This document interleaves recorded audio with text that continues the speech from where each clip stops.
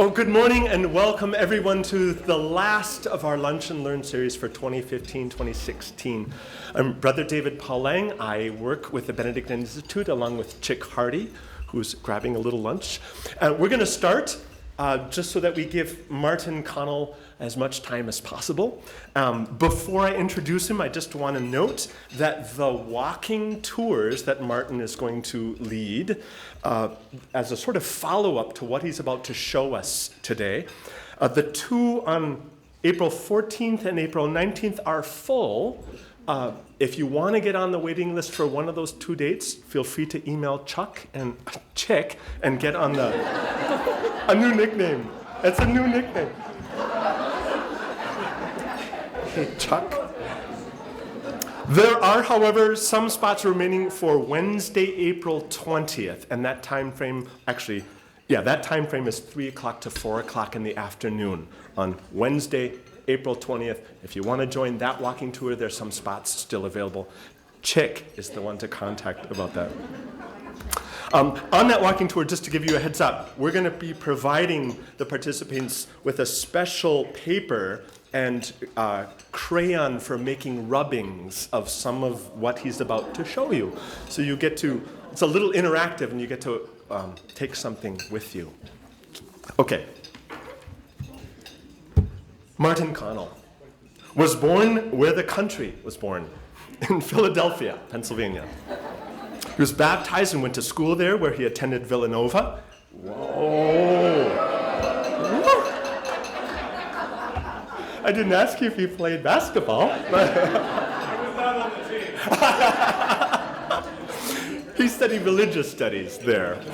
And he continued his studies in theology at the University of Notre Dame, and then moved further north here to Minnesota, where he's been for 18 years. If you do your math, this means he moved here when Jesse Ventura was running for governor. He still moved here. Martin teaches at the two age extremes on our campus. To first-year undergraduates, he teaches a year-long writing seminar on God and politics. And at the other end, in the School of Theology and Seminary, he teaches 3 regular subjects: baptism, the Word of God in the liturgical year, and history and sources of Christian worship. He loves the beautiful campus where we work. He spent some of his sabbatical time, in fact, looking more carefully at where we live and work. And he's about to present some of the fruits of that research to you today. But he also loves to write, bike, and knit, all of which he does to an unhealthy degree. Please help me welcome Martin Connell. Thank you.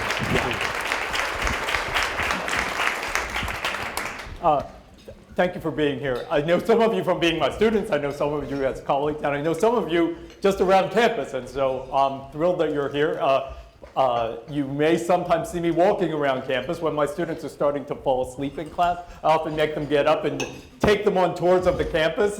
And I usually do it to punctuate theology, but sometimes I do it just to keep them awake when things, especially with my first-year students, are getting a little too sedate. So it's the fruit of those walking tours. Often when I'm doing them, the student campus guides who take parents and prospective students around say, hey, will you write those up? We would love to know the Greek and the Latin and the inscriptions and the meaning of Benedict and so on. Will you write those up? And so fortunately, I had a sabbatical 2 years ago in 2013-14. And during that time, I started writing up the fruits of those tours, and that's what I'll be presenting today. I would ask you, please, if I'm skipping steps logically, or I say something that's confusing, please just throw your hand up. I'd be happy to stop and help you get on board with where I am. I am lucky. I've never been in a non-Catholic school from kindergarten until my 4 college degrees. I've always been in Catholic schools. I mentioned that because David Paul mentioned about Villanova. I never saw a Villanova basketball game, but fortunately, I was there in 1985 when they won the basketball championship. Then, And then I went to Notre Dame in 1988 when they won the national championship. And so my education has been a fruit of all the scholarship money that has come from the basketball and the football and so on. So even though it was only in the newspaper today that I found out that they'd won, Villanova that is, it still has been wonderful to be in Catholic schools and Catholic schools that are winning the games that provided scholarship money. So please, whether you're Roman Catholic, non-Catholic, Christian of any type, non-believer, atheist, whatever you might be, please, if I say anything that is disorienting, please just put up your hand. I'm happy to kind of add a little bit to what I might be saying. Right?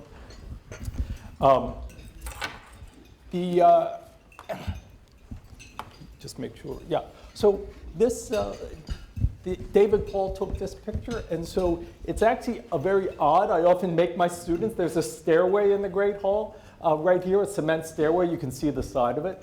And this block, which will come up in part of what I'm speaking about today, is a big piece of the architecture of the new building. It happens to be on the flip side of the cornerstone that's on the outside of the church. And so we'll see some of that. But before I move away from this beautiful picture that David Paul took, I just want you to see where that stone is located, because the next time you'll see it, it will be by itself. Okay. So to start with the Great Hall on the outside. So there are two major St. Johns in our tradition. The one that you might be more familiar with is St. John the Evangelist. So Matthew, Mark, Luke, and John. That's the one that most of us know because of the Bible, but the St. John after which our university is named is St. John the Baptist. And this is somewhat visible on the outside, but if you're going into the Great Hall, if you haven't seen it, it's down to the right. And part of what the Institute has done for me is I took this, I asked if they would get the paper, and Chick did this.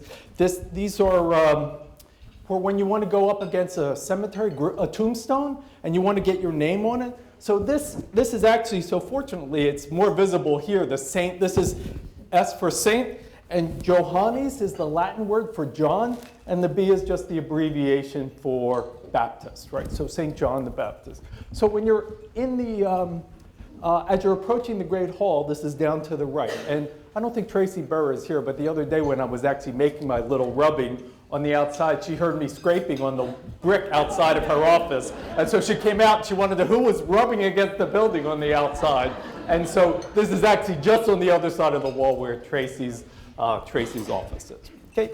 On the other side, there's actually something that the rubbing, only the rubbing made me realize was there. So that St. John the Baptist is on the right side of the door, and then on the left side is the date when the building was begun, in 1879. So you see the 18, then the cross, and the 79, but you can barely see within the cross, and that's why the rubbing really helps here. If you can see within the cross, there are these, I think it's kind of like Da Vinci Code theology. I'm not so crazy about that. But when you do the little rubbing, these initials appear. And so I put the initials up here so that you could see. It was only because Chick had provided me with the charcoal and the cemetery paper that I realized that it was there. But in the vertical, you can see the vertical crossbeam, the letters that are there, and they're more visible here, are CSSML. And it's the abbreviated letters for crux, which means cross, Sacra Crux, Holy Cross. May the Holy Cross be my light, is the inscription. I like that that one also goes vertical because it reaches from where we are to heavenward. And so it's kind of the positive theology. The other direction is not so positive. So it's NDSMD, okay? And it's non means not. The dragon, which is a metaphor for Satan. May Satan not be my leader. So if you know Mussolini was called Il Duce, that's the Latin origins of the leader. Okay, so I like that the heavenward vertical goes this way, and perhaps we could think that sin, which impedes us from getting to heaven, is the horizontal beam. And so it's under the influence of, say, sinfulness or under the influence of the devil, however you think of it in your own experience or your own theology, that cross kind of has the two poles of human life, the pull from heaven and the impediments to that from the dragon. Yes, please. So those are expressed with acronyms, the abbreviated letters. Are those common Latin expressions? Well, actually they are, and one thing, I'll pass these around in response to your question. I have that medal, that St. Benedict medal. I don't know if you've ever seen it, but I have two of them. One's very heavy, so I don't keep it around my neck just so I can stand upright. But if you look on the crosses here, those very inscriptions are on the St. Benedict medal. And so, so they are common. I have to say that because I had never been to a Benedictine school before, I wasn't familiar with them until I came to St. John's and saw them here.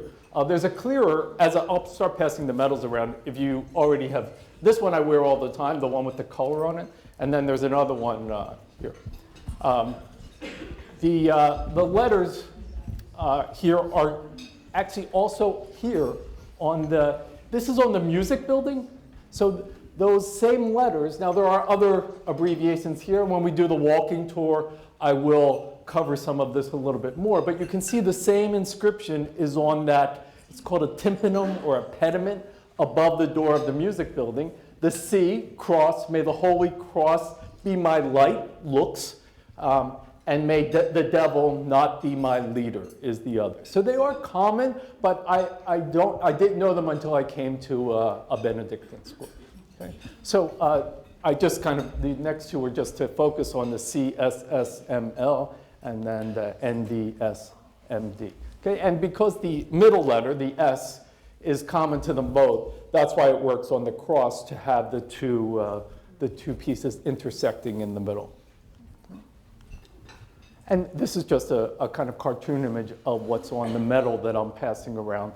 But these were very popular. The 1400th anniversary of the birth of St. Benedict was in 1880, which would have been when the church was being built and decorated. And so this medal was very popular when the foundation stone was being set. And so I think it's because not just the 1400th anniversary, but because we were bringing Benedictine life to Minnesota, the Benedictine medal was coincident with the building of the church. Any other?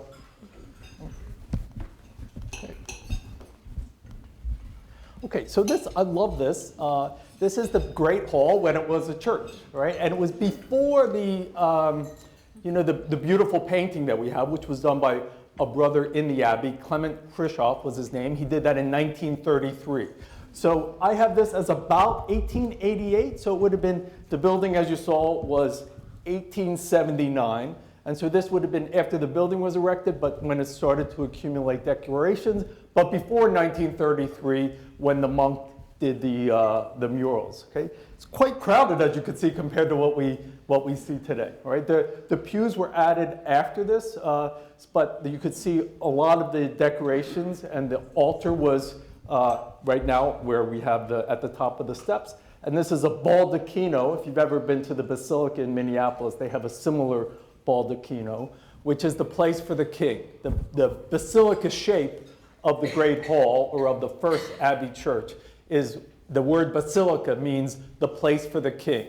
And so that baldacchino is the place where the king would have sat during the Roman Empire, before Christianity. So that you can get a sense of the theology of the space there. Okay? So this is the same altar, but now you can see it's after 1933. I just actually found this information on the painter just yesterday. So he was born in Austria, came to the United States not long before he did the mural, 1931, and then came to the Abbey, and he died in 1944. Okay.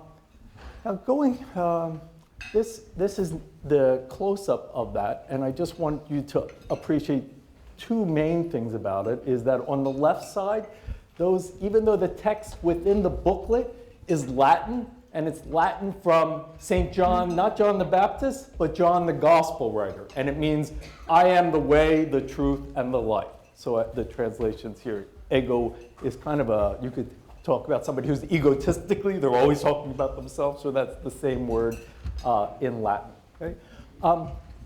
Different than that, however, is the letters at Jesus' right hand and his left hand are actually Greek letters. It's the first and last letter of the word Jesus on the left. There's no J in Greek, and so it's the I and the S are the J and the I and the C are the J and the S in abbreviated form. Okay? That little symbol over them, that little hop skip over it, means that instead of having the first avenue where you would just have the first part of the word be the abbreviation, this means you're taking the end and the beginning and you're putting them together. And the same with the word Christ, which the word is Christos in Greek, and the X is the CH, and the C is the S at the end of the words Jesus and Christos, the Greek words for Jesus Christ. Okay? This is just a close-up of the text. Okay, so it's in the Gospel of John, chapter 14, where Jesus says, "I am the way, the truth, and the life." Okay. I mention this because our church was built in 1879. The mural wasn't done until 1933, but this is an ancient church of Ravenna in northern Italy. And this text, "I am the way, the truth, and the life," has been a church decoration for millennia. This would be more than 1,000 years old. And I also, as I was looking for other examples of this is the Basilica in Budapest, and that's the same phrase, "I am the way, the truth, and the life." So it's because it comes from the Gospels, it would be very common, but it's also very common in church decorations in various places in Europe, and perhaps in the United States, although I don't see it as often. Okay. This is when you think about the quad, now we see the quad is kind of part of the campus, whereas it was almost the whole of the campus. So this view that I found in a history book, it was actually in an Abbey periodical called Scriptorium, published I think it was in 1930, about 1930. There was an edition that had this picture in it. The resolution isn't so good, but what I wanted you to see is the steeples that used to be in the quad, right? So now they're cut just above the kind of roof, but before they reached way up into the sky, and they would have been as visible, and maybe even more visible, than the bell tower that we have now that you can see as you come off of 94. Okay, so it's kind of a good way to see how both the campus and the Abbey were circumscribed at that time. Okay, so now today, I just want to give a little context for the building of the Abbey Church in 1958. Okay, so just to kind of speak about what was happening in the United States, in Europe, and then also in Minnesota. So one is that I'm 55 years old. Maybe I should have said that in the beginning. I was baptized before Vatican II, so I would have been baptized when the rituals were in Latin. I got my first communion in 1967, and the rituals were kind of between Latin and English, and then I was confirmed a year or two later, probably in English. I don't remember any of them, even the one that I got. We used to be confirmed in the 3rd grade back then. Some of you may or may not remember that. But before Vatican II, which happened between 1962 and 1965, relations between Catholics and Protestants were terrible, right? The Catholics, it was a sin to step foot into a Protestant church, right?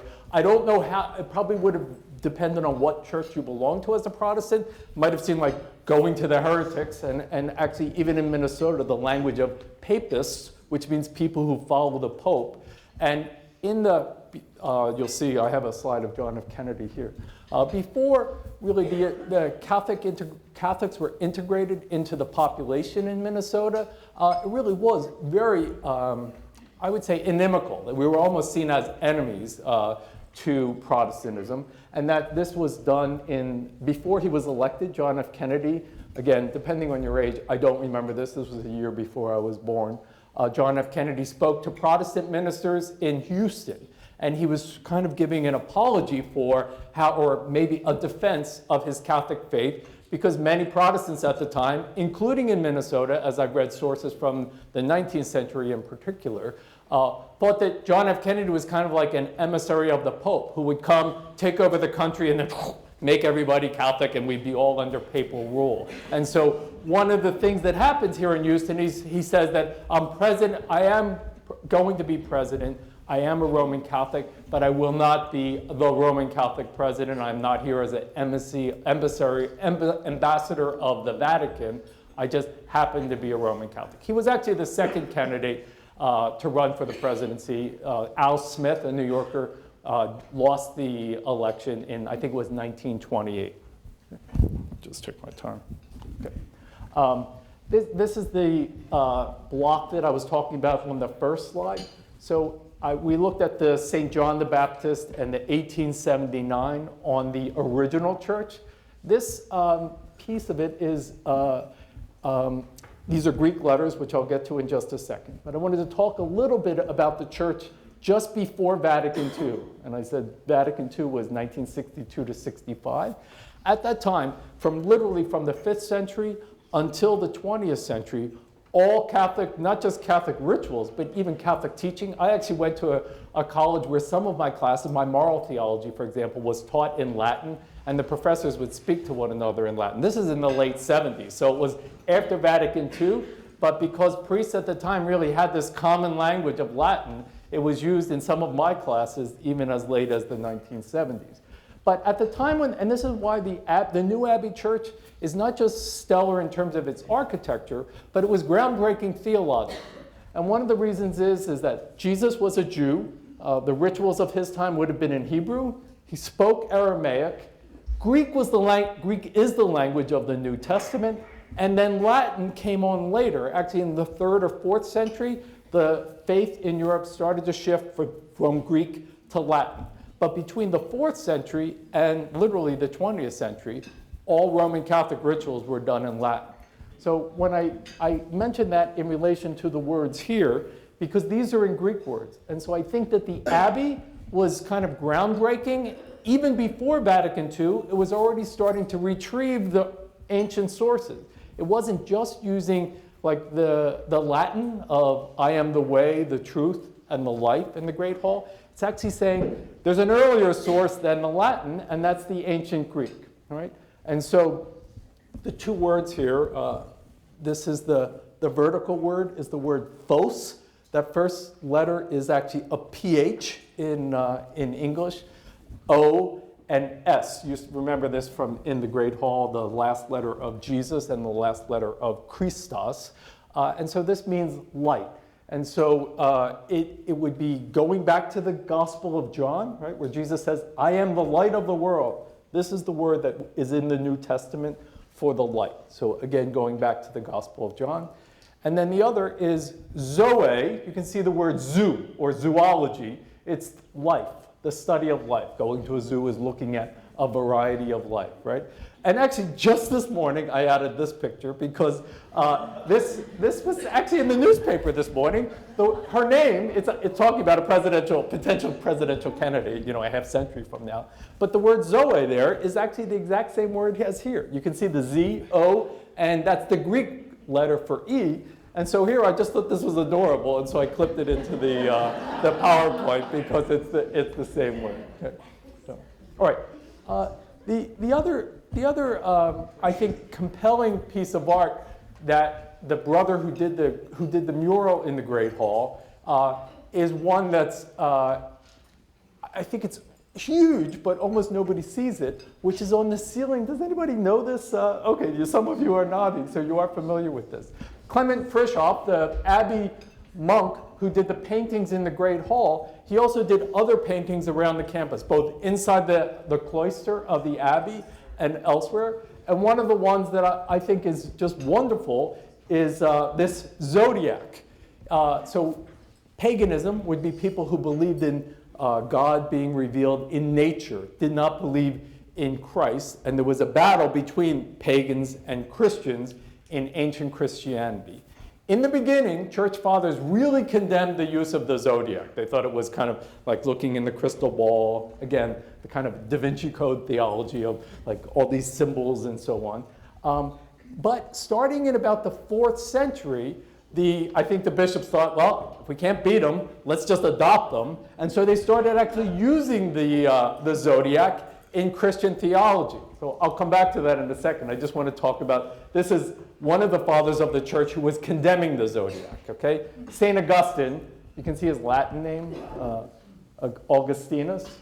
It's a beautiful window if you're like, actually I have a picture of Tracy's office here. So Tracy Burr's office, or where the student worker is down here.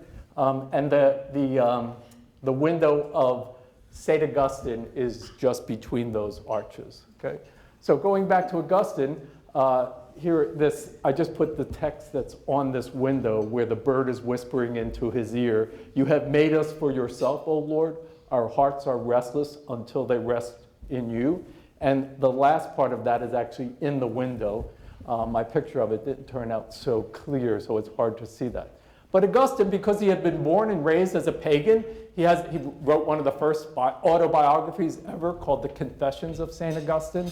Augustine had been raised a pagan, and because of that, he thought paganism was evil and sinful, and so he condemned the use of the zodiac in his own writing. But fortunately, at the same time, there were other fathers of the church, and one of them, I have a little sermon, a couple excerpts from his sermon here, and I just wanted to go back to the zodiac as I read a little bit from this sermon of when I was at Notre Dame, my dissertation, these dissertations are always on very specific topics. My dissertation was on Northern Italian calendars between 350 and 450 AD, if you could believe it. 300 pages on the calendar in Northern Italy between 350 and 450, right? But there was one of these bishops who was favorable about the zodiac, was one of these bishops in Northern Italy, and his name was Zeno of Verona. And Zeno of Verona starts with Aries. You can see up at the top, starts with Aries. And I just took one little, what I would ask you to do is, as I mentioned these few phrases from do we have any Aries here? 1, 2, okay, good. Good, Kathy. Terrific. So he says about Aries, he says, first, under Aries, it's not the ram, but the Lamb of God, right?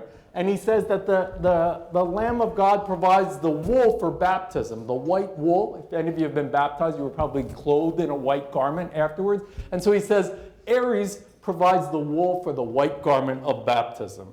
He says, if you are not admonished by Taurus, right? Any Taurus? Good. You can see the bull over here. He says, if you are not admonished by Taurus with his muscular neck, his menacing face, or his fierce horns, you will be delighted in the gentle and calm calf. Right? And next, do we have any Gemini? Yeah. So he interprets Gemini as being the Old and the New Testament. So you can kind of see it's a little sleight of hand. He's saying, oh, we've got some twins here. Oh, we can use the Old Testament and New Testament there. He does that actually even with Pisces. He talks about the water and the word, I think, as the two fish of Pisces. Right? And actually, as he moves around, he gets more negative. The worst he is, if any of you, is anybody either a Capricorn? Yeah. Sagittarius? Yeah, so even when he's talking about Cancer, he says, even if you go barefoot through the crabs and the scorpions, actually if you're a Scorpio, so he starts out very positive, but I think he's starting to cast around looking for reasons for how to interpret the zodiac and such. The best one that he has actually is here, is Aquarius. The waters in it, good. Okay. So he says that, of course, he says that Aquarius are the waters of baptism. He also has a pretty, so for the Archer, which is Sagittarius, and then this is supposed to be a goat. Doesn't look so much like a goat to me. I've never seen a goat with such horns. And then the Libra is the balance between the Jews and the Gentiles. Any Libras? A couple. And how about Virgo? Yeah, so that's the Virgin Mary, which is not a big surprise. I'm not sure if I covered all of them.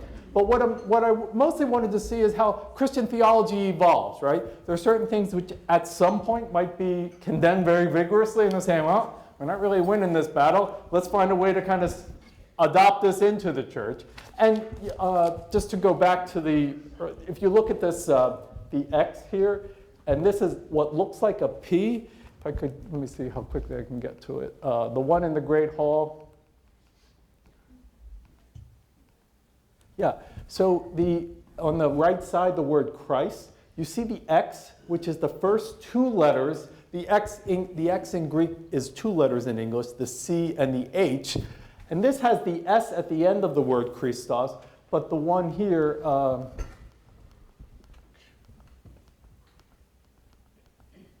the one on the zodiac, the R is actually, or the P in Greek is an R. I know this sounds very confusing, but the word Christ in Greek starts with X, P, and it's actually the letters C, H, R.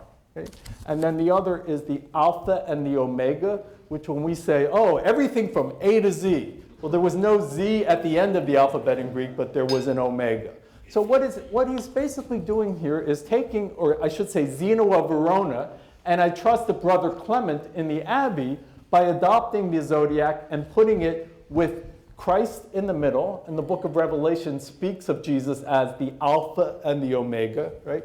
And he's putting these pieces together in order to bring people on board. I lived during my other sabbatical, I've had two, I lived in Argentina for a year, and when I would open up the daily paper, they would have, on one side of the front page, they would have Mass times, and on the other side, they would have the zodiac. And so I kind of thought of that as being this kind of like where you take the Christian stuff and the pagan stuff and you put it all together on the front page. I used to get a different newspaper every day because they had so many papers. One of them, one day a week, had knitting instructions, so I didn't really like the paper, but I wanted to get the free knitting instruction. But the more conservative political paper had the Mass times and the zodiac on the front page.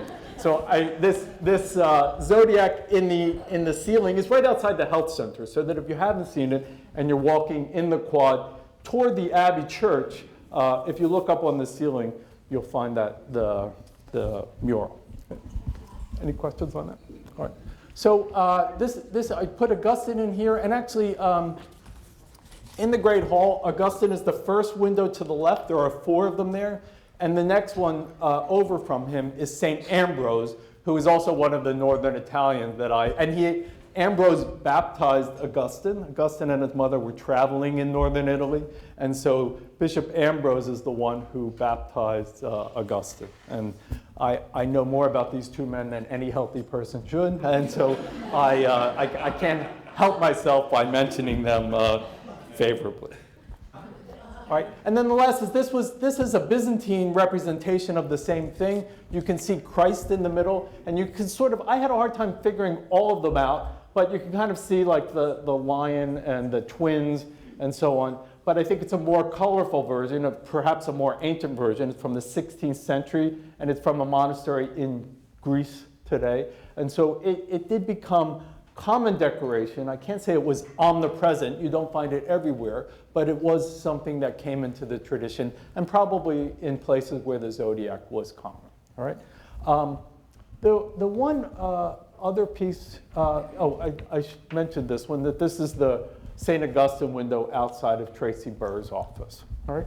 Let me just pick up these the few as we come to a close. I just want to mention.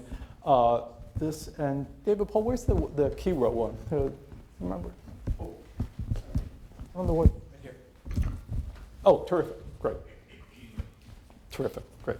So I just want to mention I did talk about the oldest of these, which is the St. John the Baptist to the right of and then the foundation date. Okay. The second one that I rubbed, and I mostly want to invite you to do the same for your own office, is this the Phos for light and the Zoe for life.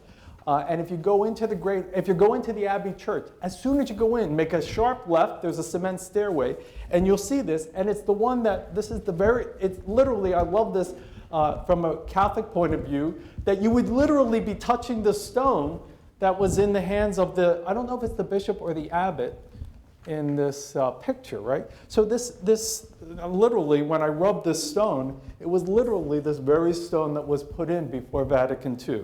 And then on the outside of the church, I haven't mentioned this, but in the Abbey Church,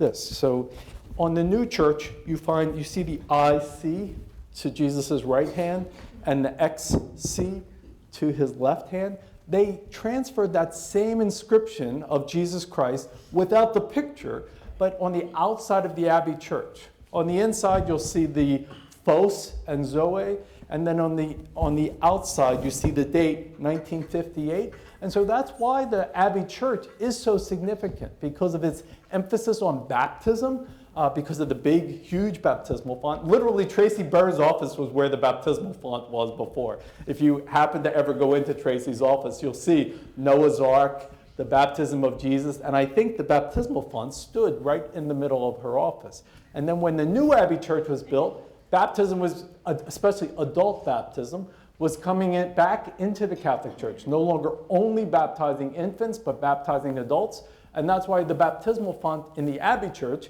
with John the Baptist, right, John the Baptizer standing right next to it. And so the language that was used not only was moving from the Latin of the Catholic tradition back to the Greek of the New Testament, but it was also starting to put baptism back in its rightful place as the start of the sacraments, where for many, many centuries, especially when infants only were baptized, the Eucharist kind of stood at the primary place. But at Vatican II, one of the big changes was to start to see baptism getting back front and center. And the Abbey Church literally was a forerunner in that. Okay, I'm laughing about the forerunner. I was asked my husband about this because does anybody own a Forerunner car? No, okay, but literally on the back of a car when you see Forerunner, that means John the Baptist, literally. He was the forerunner to Christ. It said, I'm not worthy to untie his sandals. So when I look at the representation of John the Baptist in the Abbey Church, and then when I see one of these, is it a Toyota 4Runner? Yeah, I think of John the Baptist when I see that car. Anyway, I did ask Chick and David Paul to let you know where these rubbings and their charcoal, they ordered them from a site that does these cemetery inscriptions. And so they said that they would make them available to you, and we'll also have them when we do the walking tour of these sites. There was one other piece of there are other things on the tour that we'll look at, but I didn't want to be too overwhelming with information. Especially my students get very, I can't say disappointed, but they get very frustrated because I'm always using Latin and Greek in my classes. And so sometimes it can be a tidal wave of non-English stuff that I'm throwing at them. And so that's why I excluded one piece of the presentation, but we will cover that when we do the walking tour. All right. As you can tell, I am from the East Coast and I tend to talk very fast. My student review said not only did I talk fast, but I also talked way too close. I didn't leave the requisite Minnesota distance between me and them. And so I didn't give as many pauses for questions. Are there any things that I've covered that you would have questions about? What's the other one you have in your hand? Oh, actually, great, thank you. So on the, let me find it in the present. So literally right now, along this wall, it's the wooden wall that goes around, if the altar isn't there, right? The wooden wall. These are the same letters, the first letter of the name Christ and the second letter of the name Christ. And so if you don't want to be outside Tracy's office with the big sheet of paper, you could just grab this, maybe a 12 by 12 piece. And there are about 24 of these. It's called a key. This is called a key, and this is called a row. And it's literally the symbol for Christ, or it's an abbreviation for the word Christ. And it is related politically to when the Roman Empire became Christian. You may have heard of Constantine. He was the first Christian emperor. And the reason he made the empire Christian was because he saw the symbol up in the sky. And so in the basilica form of the Great Hall, there are 24 of these around the apse. And so you could just take this small piece with the charcoal and rub one to hang in your office if you wanted. It's smaller than these are. It's not perhaps as cryptic, but it's a little easier to manage because it's at eye level and you don't have to get down on the ground for that. So, any other? What's the significance of there being 24 of those? Actually, I wish I knew that. I do know it's, as far as the angels and the lambs that are up there, the numbers are from the book of Revelation. But the 24 might simply be because the wood was already, there were 24 panels and they just repeated them. But that's a guess. I'm not really sure. There's nothing in the gospel that I think of in particular, or in the Bible even, that would make 24. And I'm not even sure I'm correct on that number. There's just a slew of them with the door in the middle. So I'm not sure if there's a numerical significance in the same way that there is with the lambs and the angels on the wall, which come from the book of Revelation. So, yeah. I just noticed the other week that the stained glass windows, there's females on one side and the males, saints on the other side. Is it, can you speak about that? Is that unusual to have the female saints in a male institution? Or? I thought at some point they had actually covered up some of the windows, but when I was in preparing for today, I looked at some of the history books, and the two that are there's an Alexius, and that was the name of one of the abbots in the monastery before, and then St. Bernard, who was a Trappist monk. He's the other one that's visible, and mostly for his great spirituality, Bernard is up there. So he was not a Benedictine. He was kind of his community was an offshoot of the Benedictines, but they're there. But there weren't like 4 on the other side and 4 on this side, and 2 of them got lost, at least as far as my research showed. Alexius and Bernard are the other 2, but there weren't 2 that got rubbed out. So. Martin, actually, to that point, though, was it typical to have 5 Benedictine women saints opposite 5 Benedictine men saints in an abbey church? Yeah, so in the walking tour, I don't want to be like an advertisement here, but there's the Old Testament window, and there are Benedictine men. There are 5 Benedictine men with Benedict in the center. And then on the New Testament side, there are 5 women, and Benedict's twin sister, Scholastica, is in the middle. And then there are 2 Benedictine women to the left and 2 Benedictine women to the right. So they're all, one of them, actually the very right male window is St. Gregory the Great, who wasn't Benedictine but wrote the life of Benedict, and so he's there represented. And then we will also, I'm going to try to get Life Safety to give me the key so we can get up into the choir loft, because there's the Old Testament window on one side, there's the New Testament window on the other side, and then up in the choir loft, there's a Benedict window, and it has some really cool symbols in it. So I'm hoping that I can get Life Safety to let us in when we're doing the walking tours, so we can see the Benedict window in addition to the Old Testament and New Testament. Yeah, and I don't know if we'll do too much detail because there would be a lot of saints in that, but there's Alexius, Bernard, and then there are the 5 Benedictine women on that side, and then on this side there's St. Jerome, St. Thomas Aquinas, St. Ambrose, St. Augustine, and then 5 Benedictine men under that Old Testament window. Good. Terrific. Yeah, please.